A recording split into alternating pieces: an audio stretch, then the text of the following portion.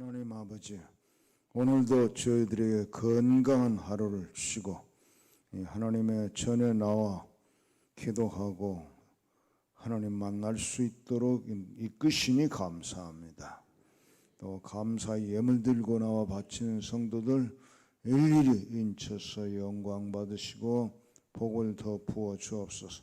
넉넉히 부어 주사 복이 되는 인생의 승리가 있게 하여 주시옵시고, 오늘도 하나님의 말씀으로 우리 가운데 임하시옵소서.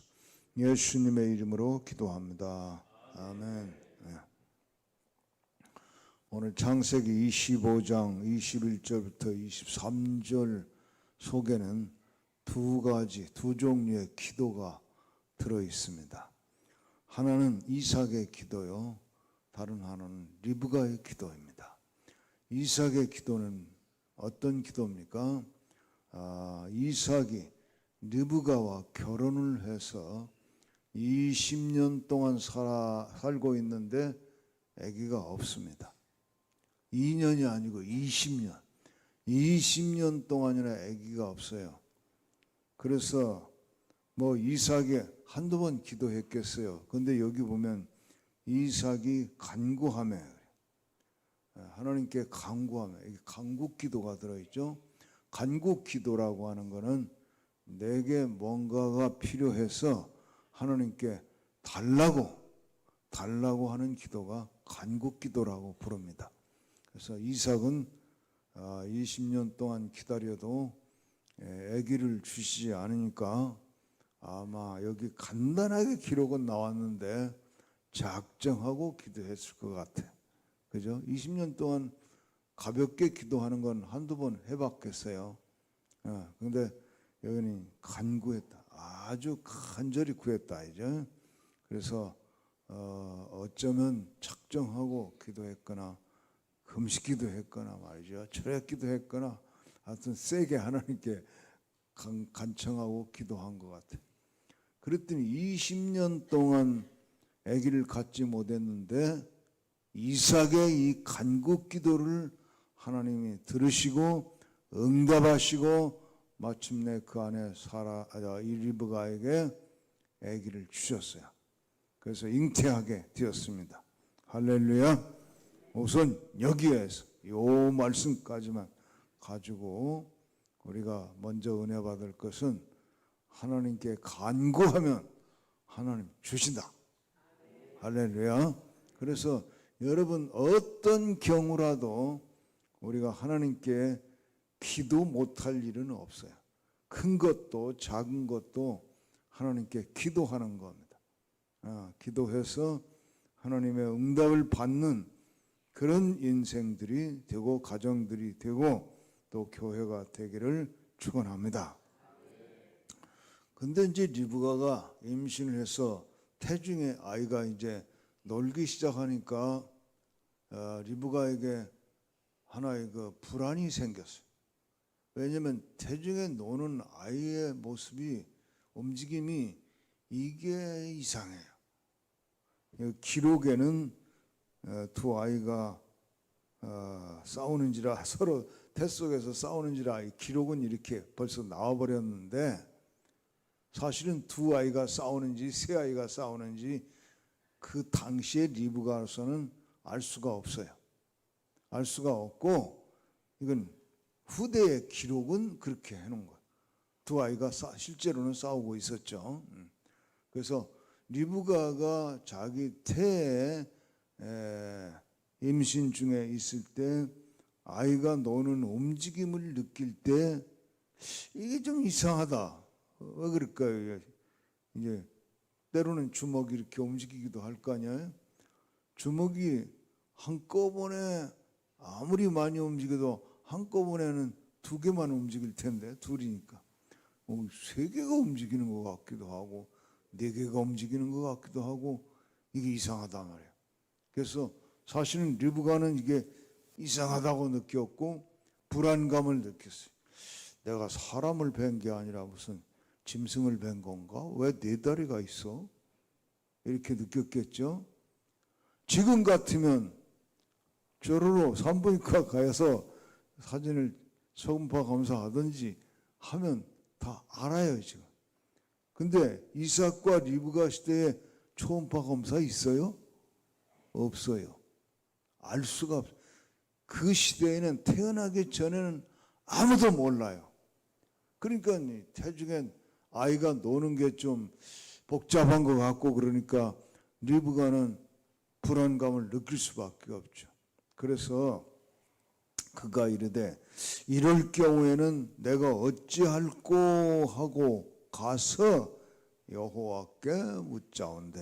이렇게 내가 불안만 할 게 아니라 이게 왜 그런가, 이게 정상인지 아닌지 또 무슨 일인지 하나님께 물어봐야 되겠다.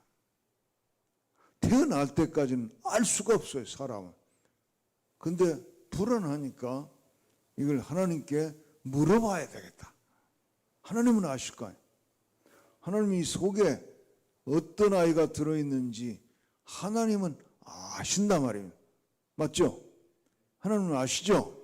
그러니까 아시는 하나님께 물어봐야 되겠다 하고 리브가는 기도실에 가서 물어봤다 하니까 어디로 가겠어요?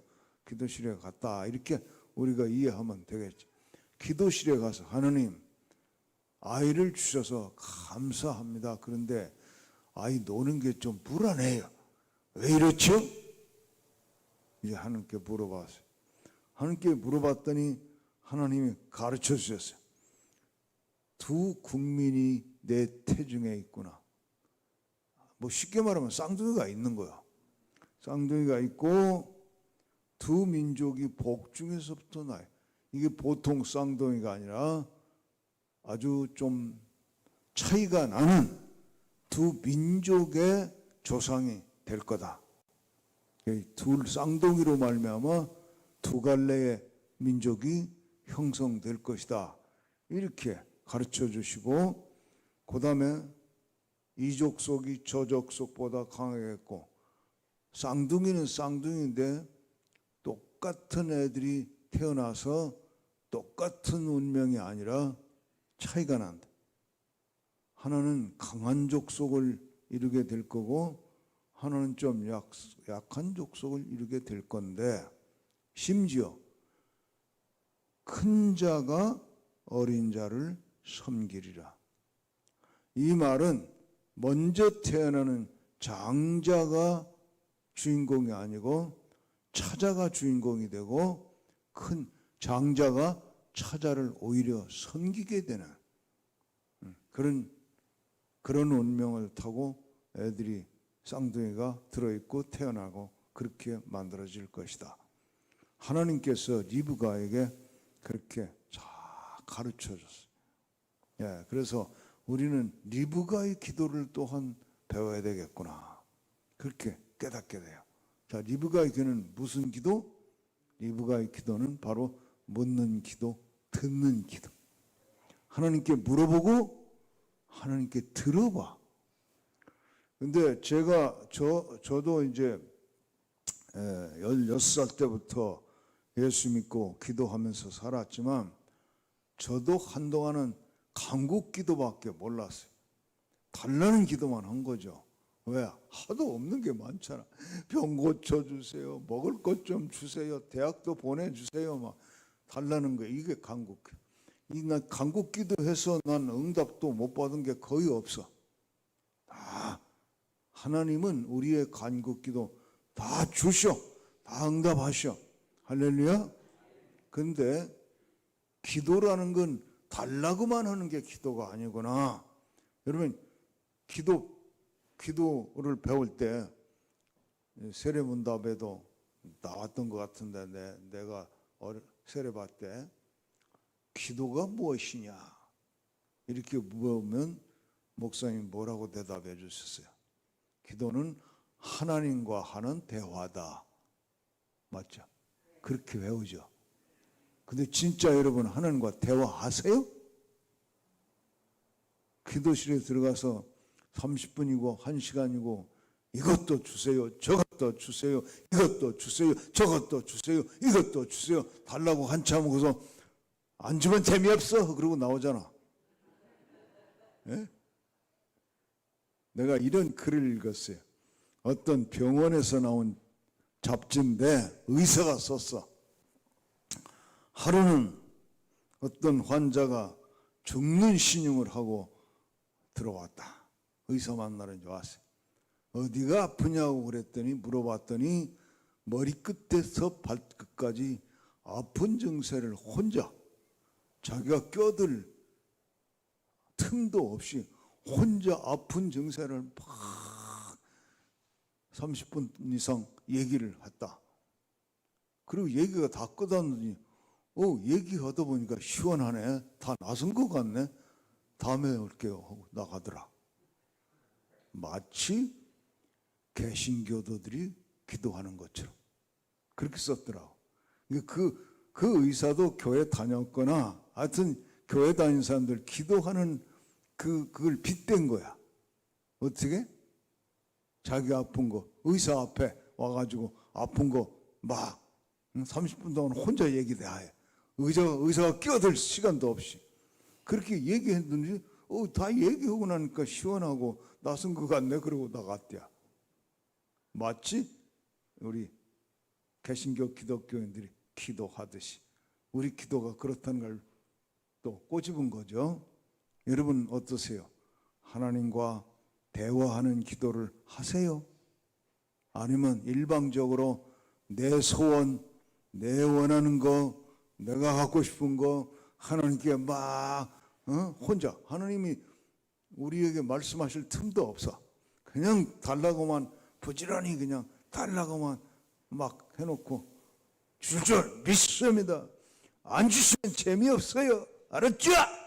아멘 하고 나가는 이런 기도 생활만 하고 있는 거 아닌지.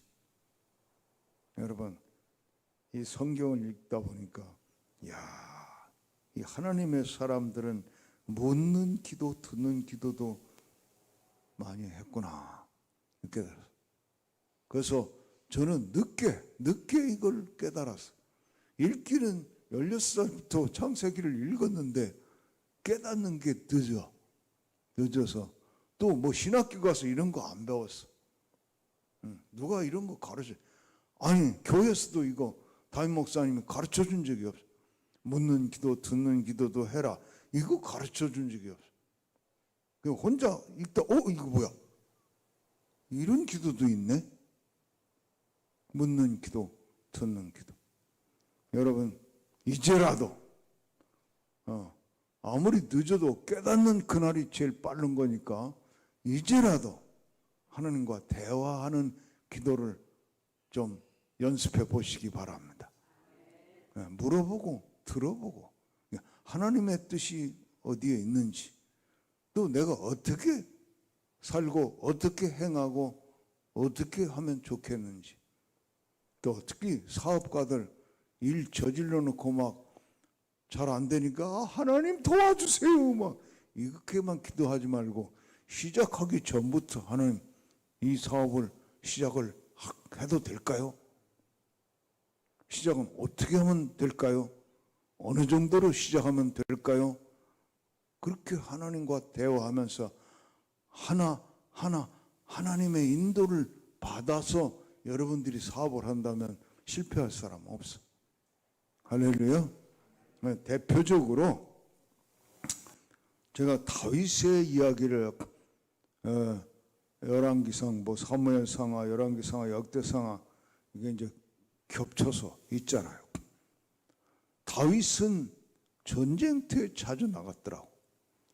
임금이 되기 전부터 전쟁터에 많이 나갔고 왕이 된 뒤로도 블레셋 군대가 쳐들어오면 또 군사를 끌고 나갔고 다윗은 전쟁터에 나갈 때마다 이기는 거야.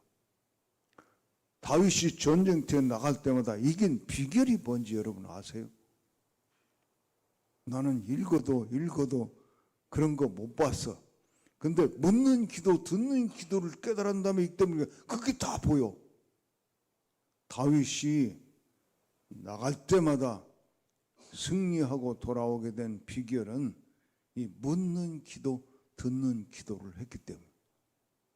어느 정도냐? 예를 들면 사무엘상서 23장 2절에 보니까 이에 다윗이 여호와께 묻자와 이르되 내가 가서 이 블레셋 사람들을 치리이까? 그거부터 물어봐. 이놈들 쳐들어왔네. 가서 한 번에 해치워버려야 되겠네. 이렇게 나가는 게 아니라 지금 저놈들 가서 한번 싸워볼까요? 이거부터 물어보는 거예요.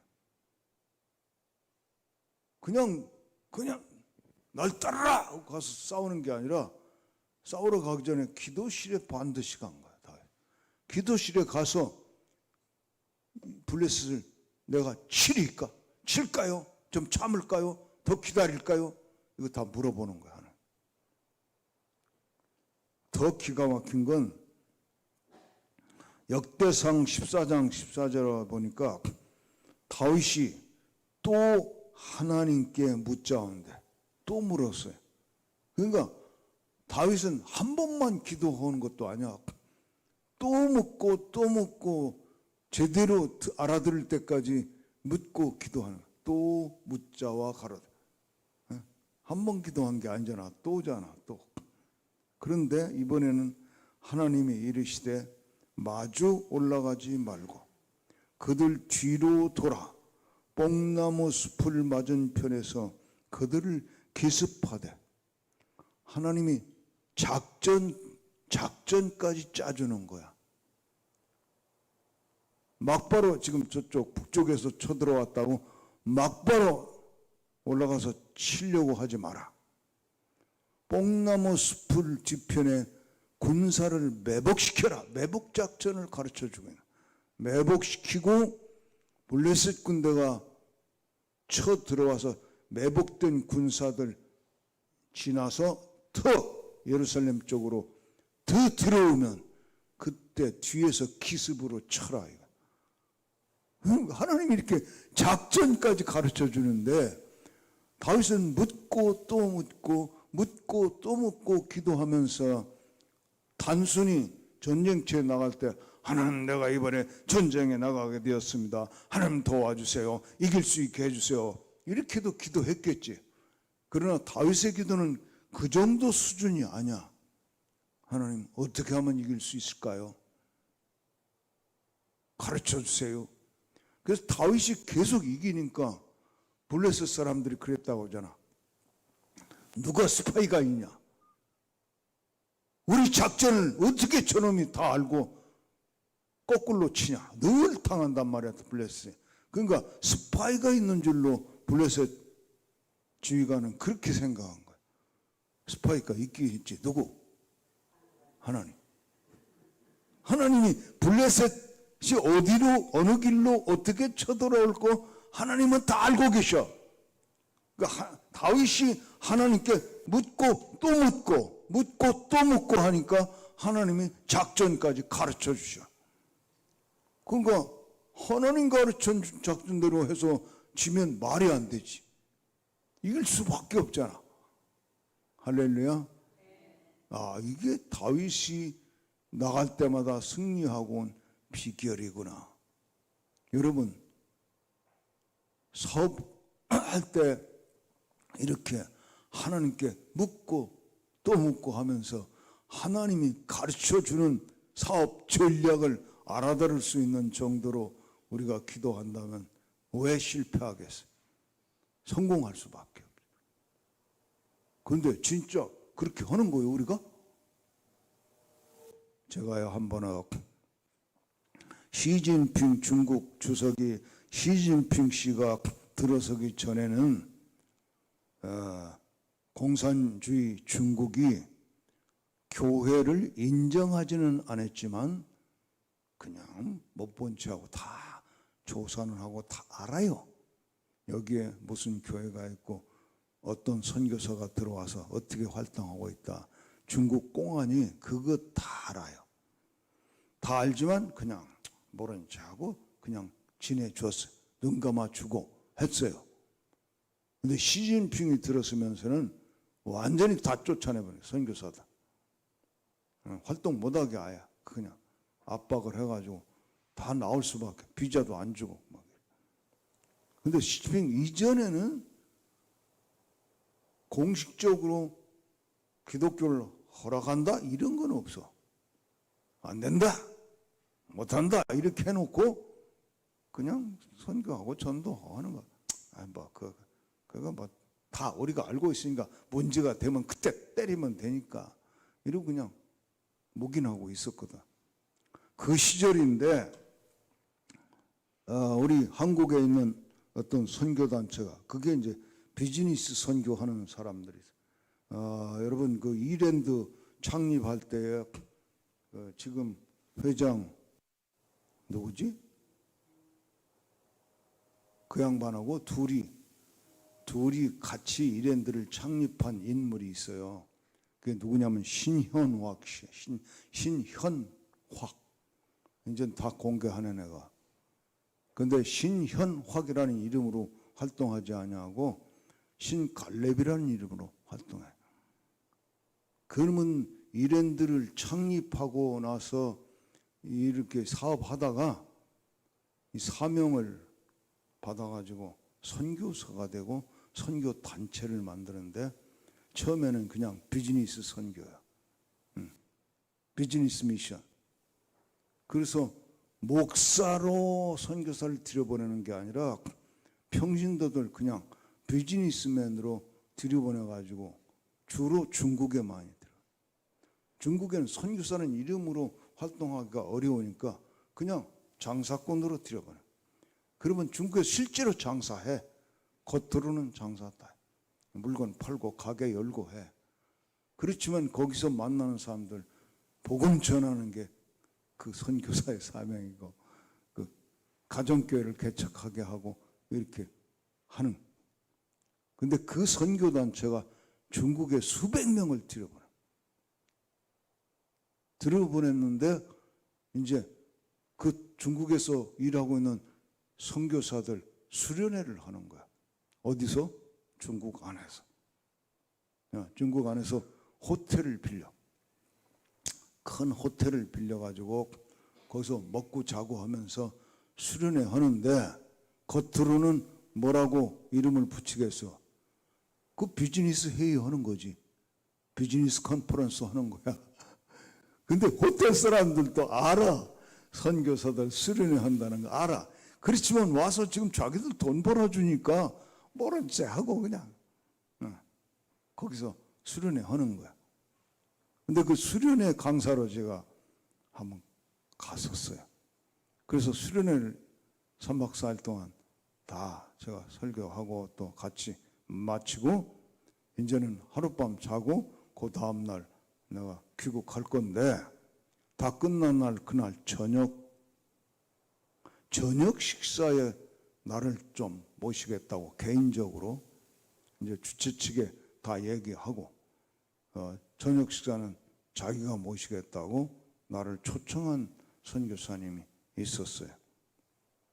그래서 가서 저녁 식사를 함께 나누고 그리고 대화를 좀 했는데, 이분의 간증을 듣게 됐어요. 간증을 들어보니까 그 양반이 누구였냐면 헌트, 옷 만드는 이랜드 계열사죠. 헌트 사장 하시던 분이야. 이분이 원래 헌트라는 회사를 창립한 사람은 아니고, 이 헌트 회사가 IMF 때 망할 뻔했대요. IMF 때 헌트도 이제 넘어갈 뻔 했는데, 그때 이사들이 전문 경영원, 전문 CEO라고 그러죠.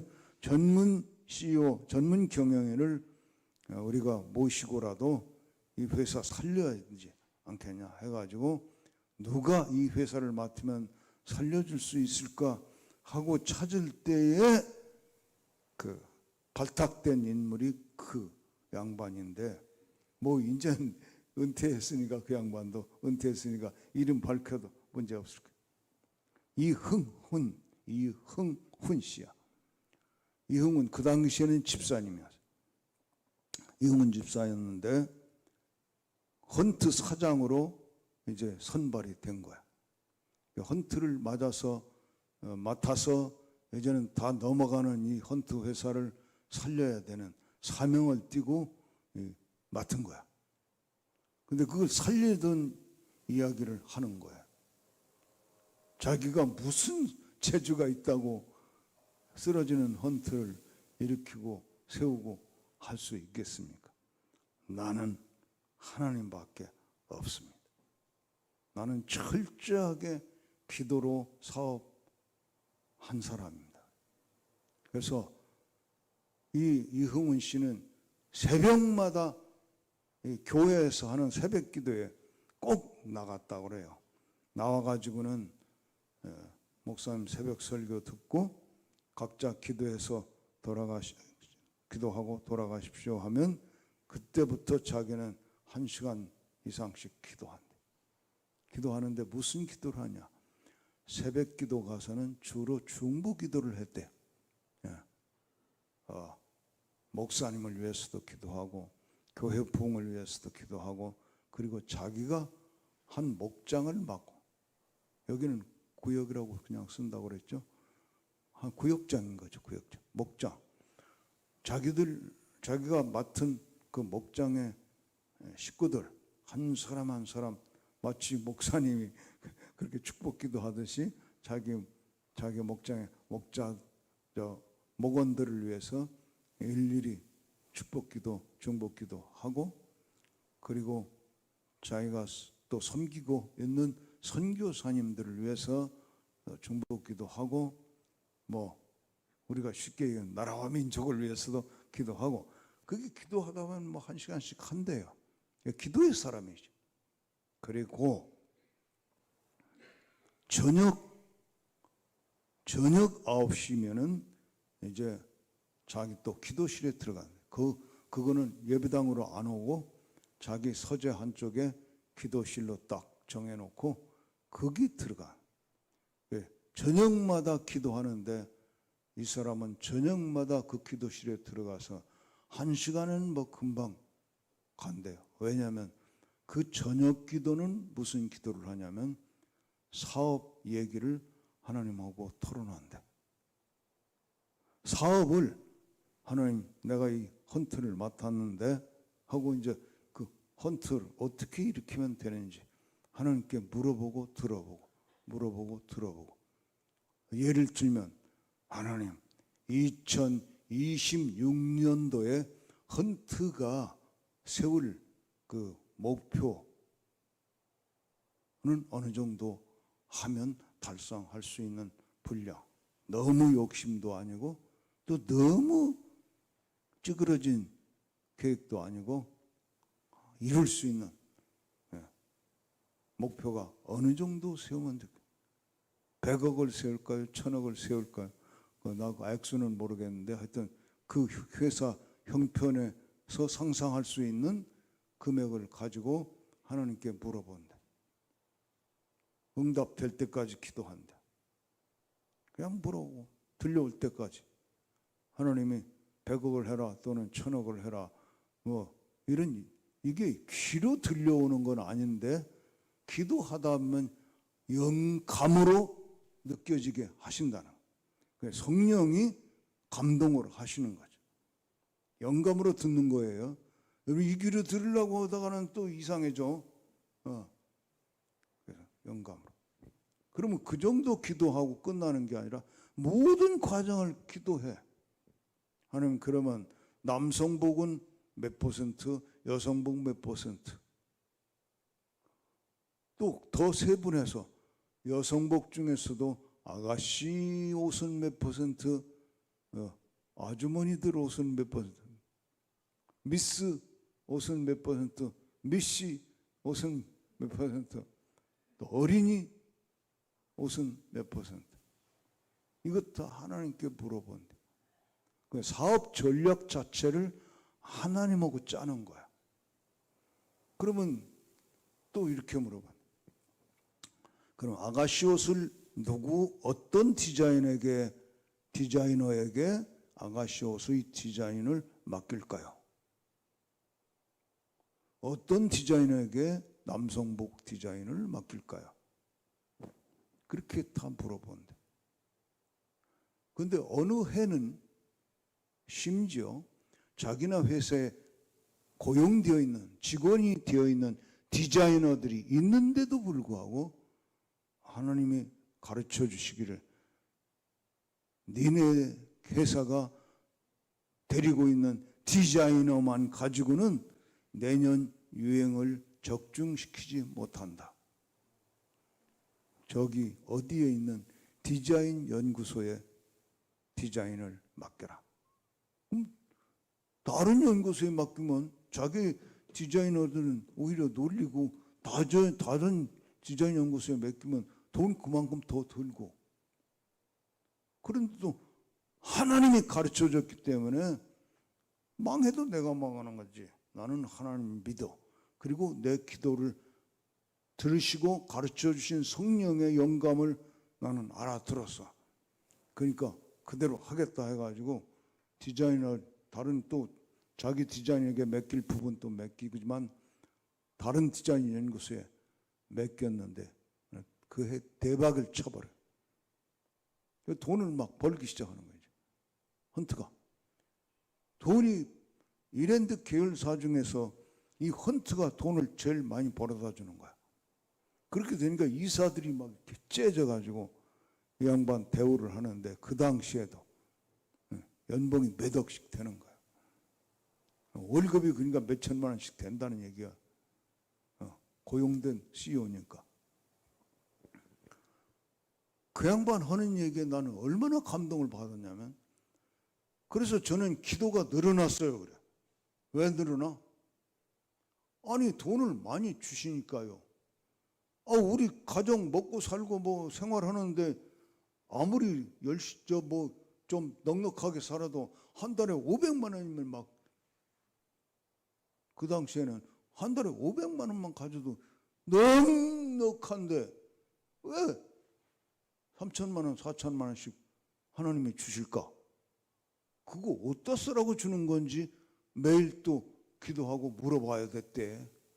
이야, 여러분, 내가 이렇게 교회 집회 많이 다녔는데 다니다가 이제 식사 대접도 받고 하고 이렇게 대화하다 보면 그런 집사님들 내가 많이 만났거든.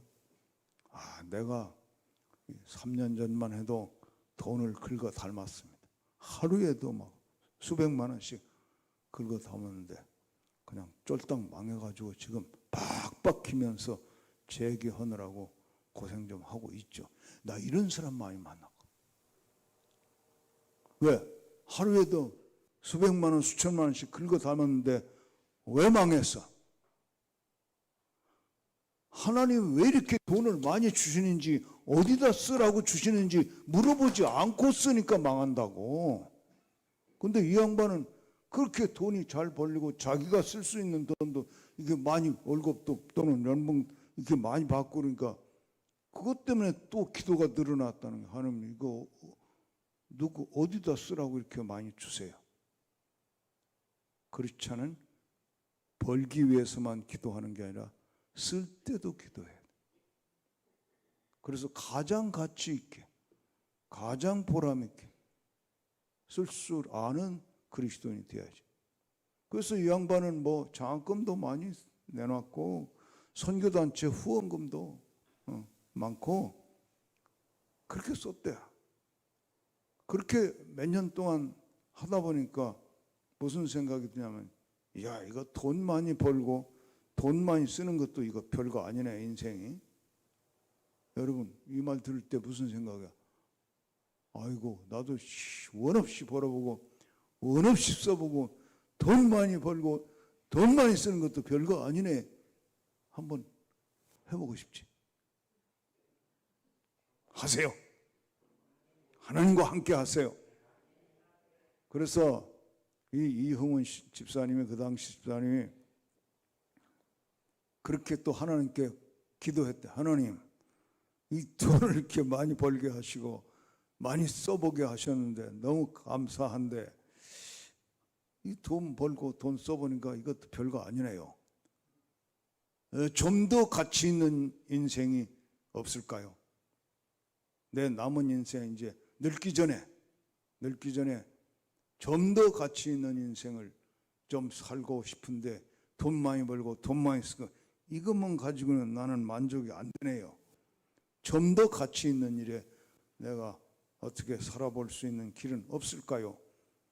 하나님께 그렇게 물어봤더니 어느 날 그런 음성이 들려. 너 그럼 선교사 한번 해볼래? 그래. 선교사요? 그리고 그 선교사라는 생각을 가지고 구체적으로 기도하다 보니까 선교사 어떻게 내가 목사 아닌데 사업가인데 어떻게 선교하나? 선교사 어떻게 선교를 내가 할 수 있죠? 또 물어보면서 기도하다 보니까 선교에 대한 구상까지 하나님이 쫙 보여주시고 알았습니다. 그래서 그냥 딱 헌트 사장직을 내려놓고 중국 선교사로 들어가. 중국 선교사로 들어가서 제일 먼저 한 게 유치원 세웠어. 유치원.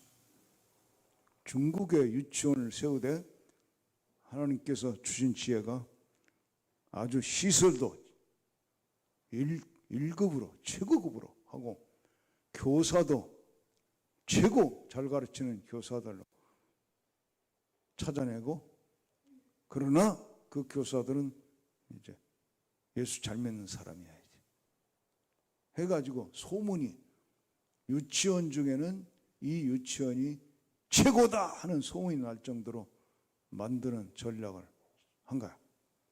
그랬더니 공산당 간부들이 자기 자녀, 자기 손녀 다 여기 보내는 거야. 그런데 그 유치원에서 성경을 가르칠 수 있느냐? 없어요. 공식적으로 가르칠 수 없어. 그럼 어떻게 가르치느냐? 이 사람이 기도하다 보니까 다 지혜가 그런 거예요. 비록 어린아이들이지만은 세계 4대 성현의 말씀. 여러분 우리도 초등학교 때인가 그거 배우자. 4대 성현 뭐요? 4대 성현 중에 들어가는 게 중국 사람으로는 공자인가 맹자인가? 나도 이제 헷갈리네. 옛날에 배웠는데. 누구요? 4대 성현. 소크라테스. 부다. 부처. 예수님. 하나는 공자인지 맹자인지 모르겠네. 하여튼 이렇게 들어가.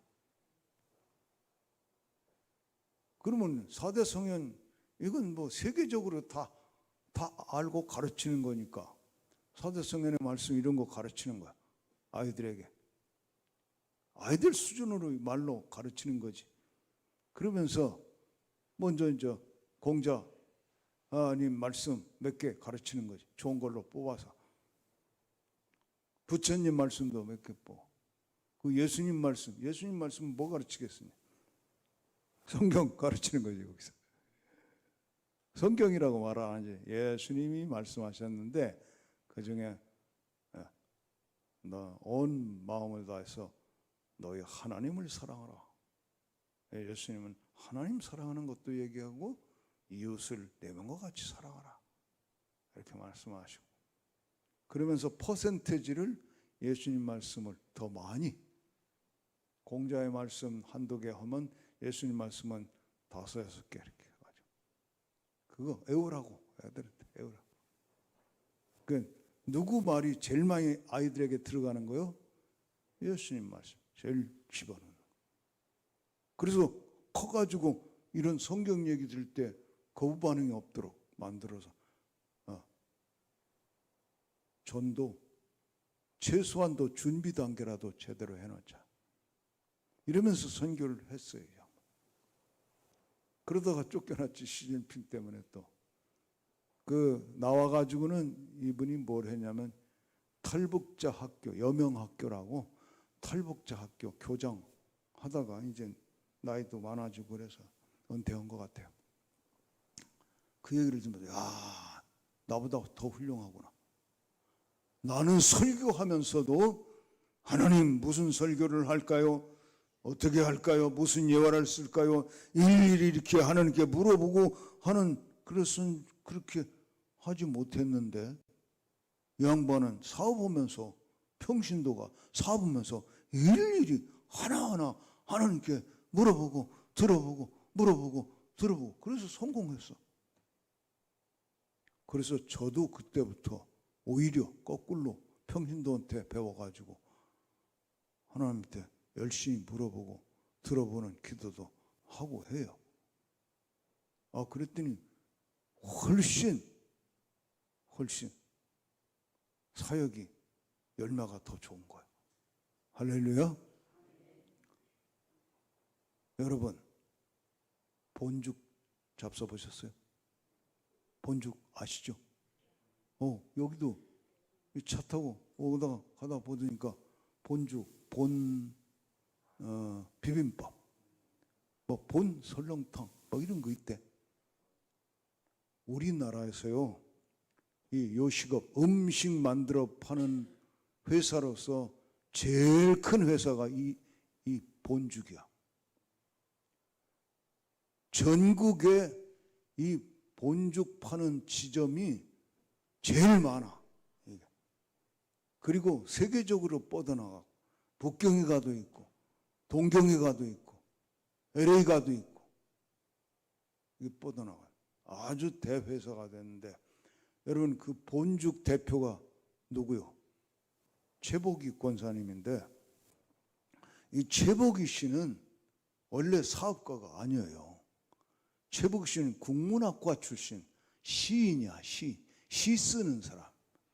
돈 버는 것과는 아주 먼 데서 성장하고 살아가던 사람인데 이 남편이 사업가야. 남편이 사업가인데 우리나라 경제위기, IMF 등 경제위기를 만났을 때 남편 사업이 망해버렸어. 망해버려가지고 완전히 알거지 될 판이야. 그래서 이 국문학자가 시나 쓰던 여인이 먹고 살기 위해서 생활전선에 뛰어든 게 본죽 죽장사 한 거. 왜 죽장사냐? 사업 자금도 없어. 다 망해가지고. 사업 자금도 없으니까 자금 조금 들이고 시작할 수 있는 게 죽장사더래. 근데 놀라운 건요. 죽장사 1년 동안은 돈을 못 벌었대요. 여러분 죽을 누가 사 먹어? 예? 근데 이 최복희 씨는 그 시작한 지 1년 동안은 돈은 못 벌고 기도실에 들어가서 하나님께 기도하면서 물어보면서 들어보면서 기도만 했는데 첫 해에 하나님께서 16가지 죽을 개발하도록 지혜를 주셨다. 그냥 쌀 끓여서 내는 죽만이 아니지. 야채죽, 고기죽, 전복죽, 하여튼 여러 가지 16가지 메뉴를 첫 해에 하나님께로부터 받았대, 이 사람. 기도실에서. 그러면서 두 번째 해부터 이 죽이 팔리기 시작하고 또 많이 팔리기도 하고 이렇게 점점 막 커지는데 그래서 지금도 이 최복희 씨가 사용하는 그 사장실, 사무실 옆에 기도실이 있어요. 근데 기도실에 팻말을 붙여놨는데 뭐라고 붙인지 아세요?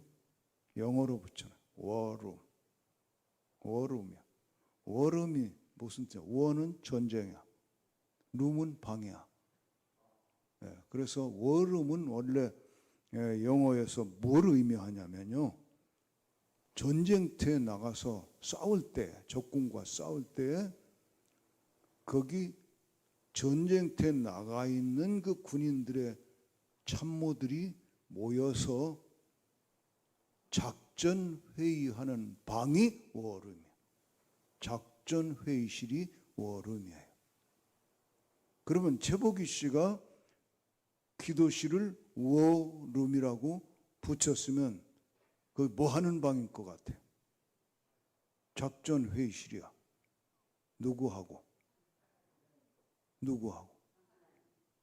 최복희 씨는 자기나 회사 임원들하고 그 방에 들어가서 작전 회의하는 게 아니라 하나님하고 사업 전략 짜는 방이 워룸이야. 기도실이. 할렐루야. 그래서요, 이 양반의 간증을 내가 듣고 TV 인터뷰하는 걸 봤는데, 다 인터뷰 다 그 얘기 다 하려면 오늘 아침 먹으러도 못 가잖아. 그래서 딱 줄이고 마지막에 인터뷰하는 그 사회자가 이 최복희 권사님에게, 그러면 권사님의 이 본죽 사업이 성공한 성공 비결을 묻는다면 뭐라고 대답하실 수 있습니까? 이렇게 보니까 딱 세 가지 얘기해요. 첫째, 사명감. 둘째, 비전. 셋째, 성령 충만. 나 그래서 어느 선교사하고 인터뷰하는 줄 알았잖아. 사명, 비전, 성령 충만. 그러니까 사회자가 그 조금만 설명을 해주세요. 사명은 무슨 사명입니까? 사명이 뭐냐? 자기 남편이 사업을 하다가 IMF 때 완전히 망해버렸는데 그때 받은 고통은 정말 이길 수가 없다. 그런데 그때 깨달은 게 뭐냐면 우리 회사가 망하니까 우리만 망한 게 아니라 그 회사에 함께 일하던 모든 직원들이 다 망해버려. 그래서 자기는 비록 작게 죽장사로 시작해서 지금 커가는 중이지만 나는 절대로 사업을 실패해서는 안 된다는 사명감이 생겼다. 왜냐하면 우리 회사에 딸린 식구가 지금 몇만 명.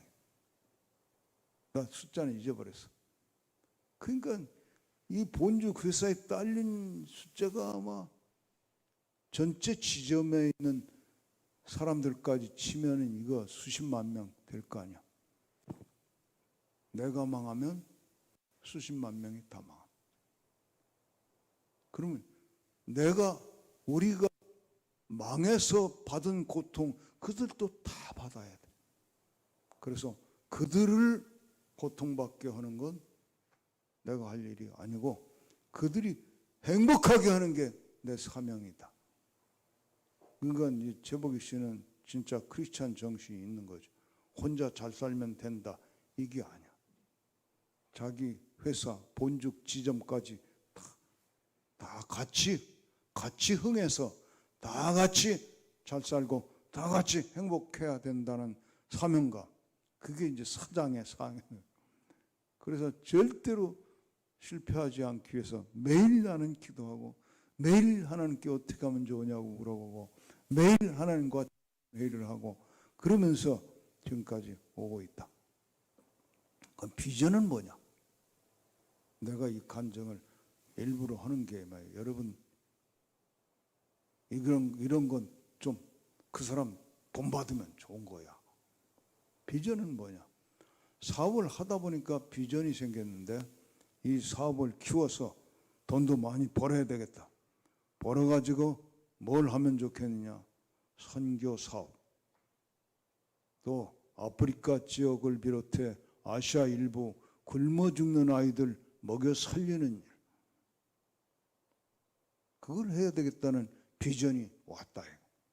그래서 그걸 이루기 위해서는 더 열심히 기도하고 더 열심히 일하고 그렇게. 그래서 결국 그 양반이 두 개의 재단을 만들었잖아요. 하나는 본 미션 펀드, 본 선교재단. 또 하나는 본 러브 펀드, 본 사랑재단. 두 개의 재단이 지금 그 최복희 권사님 사업을 통해서 만들어져요.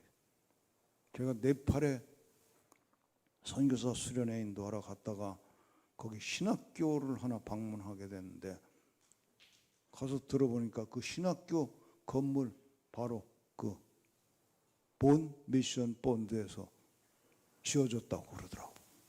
세계 각처에 이런 선교 활동을 하고 있어요. 여러분 기왕에 여러분이 사업을 하신다면 그렇게 하고 싶지 않으세요? 복이 되는, 어제 저녁 설교한 대로 말하면 복이 되는 사업가. 그럼 세 번째, 왜 또 성령 충만이냐고. 아니 사업하는데 성령 충만이 왜 필요합니까?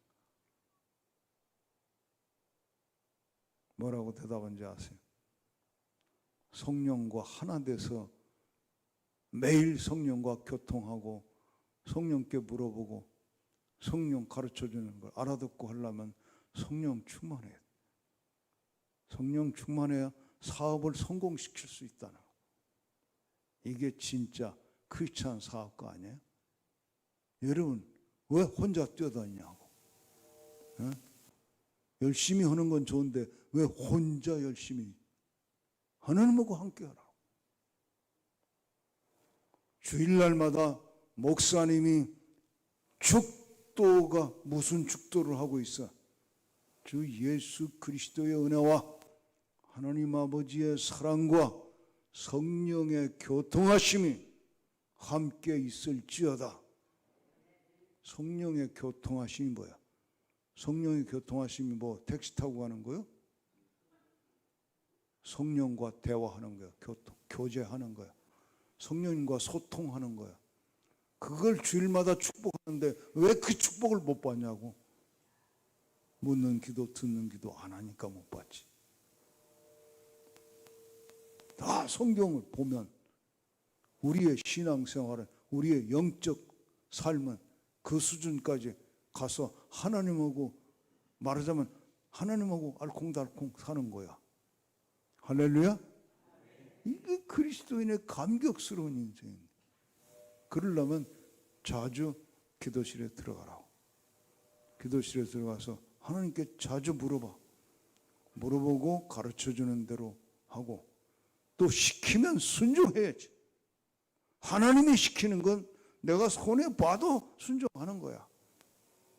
그래서 하나님과 성령으로 교통하며 대화하며 진짜 우리가 하나님 하며, 그래서 우리 이 사랑 성도들로 말미암아서 우리 기독교의 이 문화 자체가 바뀌게 해야 돼. 하나님 믿는다고 하나님 상관없이 살아. 그냥 딱 하나님 살아서 제멋대로 해놓고 일 저질러놓고 잘 안 되면 하나님 좀 살려주세요. 왜 그렇게 살아? 처음부터 하나님하고 상의하고 논의하고 하나님의 뜻도 깨닫고 하나님의 마음도 깨닫고 하나님의 주시는 지혜도 얻고 작전도 얻어서 해나가면 얼마나 잘하겠어요. 야, 여기 일당백이야. 여러분들이 그런 기도 더 연습을 하시고, 여러분 자녀들 그렇게 지도하시고, 기도하되 하나님께 달라고만 해라. 그게 기도만이 아니야. 하나님과 교통하는, 물어보고 들어보고 대화하는 기도, 함께 사는, 그렇게 되기를 축원합니다. 기도하십시다. 사랑과 은혜가 풍성하신 하나님 아버지, 우리가 미처 깨닫지 못해서 하나님께 기도하는 것은 그저 내 원하는 대로 달라고만 소리 지르는 것이 기도인 줄 알고 살았는데, 보니까 하나님과 대화하는 더 깊은 기도, 더 감격스러운 기도를 가르쳐 주셔서 감사합니다. 이 부족한 족도 늦게 깨달아서 얼마나 후회스러운지 모르는데, 우리 성도들 다 이런 기도 생활을, 깊이 있는 기도 생활로 가서 인생을 승리하고 복이 되는 역사가 이루어지게 하여 주옵소서. 예수님의 이름으로 기도합니다.